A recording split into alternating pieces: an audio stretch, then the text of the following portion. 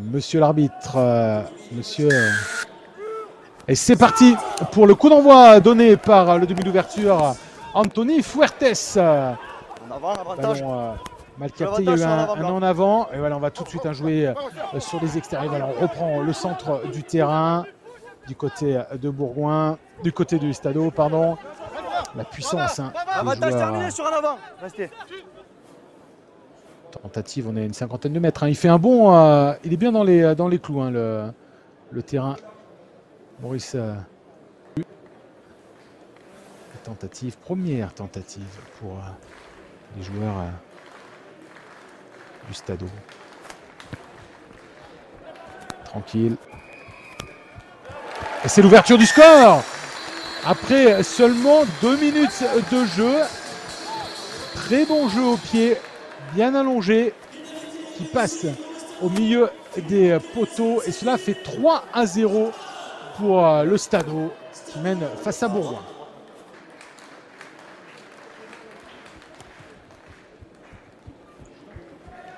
Ça part bien, ça part au milieu des poteaux et ça fait 3 points de plus. Après seulement 8 minutes de jeu, 6 pour le Stado, 0 pour le CSBJ.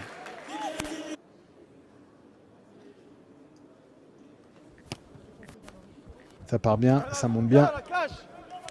Et ça passe au milieu des poteaux. Bien la cache, vous l'avez entendu. Cela fait 6 pour le Stado, 3 pour le CSBJ. Les joueurs du Stado, et là tout de suite, c'est bien fait. C'est bien fait ce qu'a fait Maxime Hautman. C'est Hautman qui est shooter longue distance, pardon.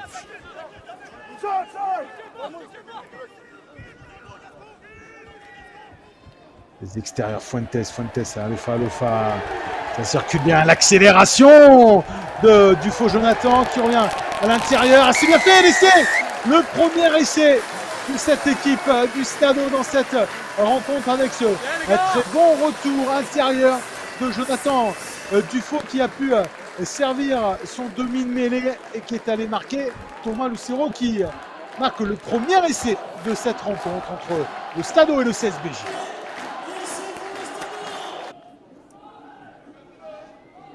Il va cacher ses 30 ans.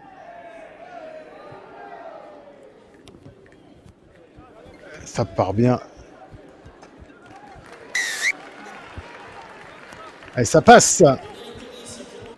Cette première période, l'occasion de redonner un petit peu d'air au Stado. Regardez son pied bien équilibré, ça part bien. Et ça passe au milieu des poteaux. Il n'y a pas à dire. C'est bien équilibré du côté d'Anthony Fuertes. Et ça fait 3 points de plus. Cela fait 16 pour le Stado, 9 pour le CSBJ. Tiens le ballon, attention là, c'est un gros temps fort de la part du Stado. Non, c'est derrière. On est toujours sur l'avantage, dit monsieur l'arbitre, vous l'avez entendu.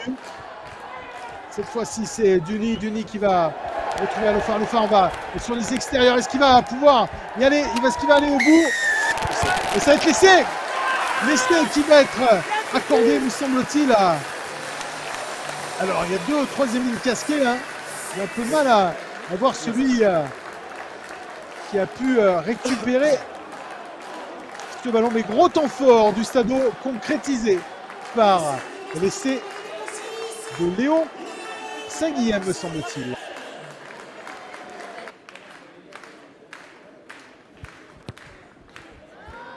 C'est bien équilibré, ça passe au milieu des poteaux. Il n'y a rien à dire. Bravo Anthony Fuertes. Cela fait 3 points de plus. Cela fait 26-9 en faveur du Stado. Le ballon toujours pour les Berganiens. Il y a un avantage, vous l'avez entendu. On est revenu au cœur. On va dire, c'est l'arbitre. Jean-Kishvili qui passe par le sol, qui libère son ballon. Le petit jeu au pied de Patilla. Ouais, le ballon récupéré. C'est bien fait. Il n'a pas eu beaucoup de ballons, mais il en aura eu au moins Rémi Bouet. Et il va marquer cet essai. Qu'est-ce que c'est bien joué de la part de Pablo Patilla. Ce petit coup de pied rasant. Façon jeu le fait rebondir pour le récupérer. Et derrière, c'est Rémi Bouet qui récupère ce ballon. Et là, crochet intérieur, Fuertes, il ne peut rien faire. De toute façon, l'essai de Nouvelle tentative, hein, lui qui a été auteur de, si je ne m'abuse, d'un 100% hein, jusqu'à maintenant.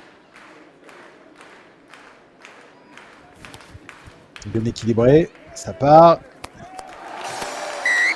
Ça passe au milieu des poteaux, 29-16 après ce nouveau but de pénalité réussi par Anthony Fuertes. Elle a l'occasion peut-être pour Fuertes vraiment de sceller hein, le score. En tout cas, mettre vraiment à distance hein, les joueurs du CSBJ. 16 points. Mais rien n'est impossible. Et nouvelle réussite.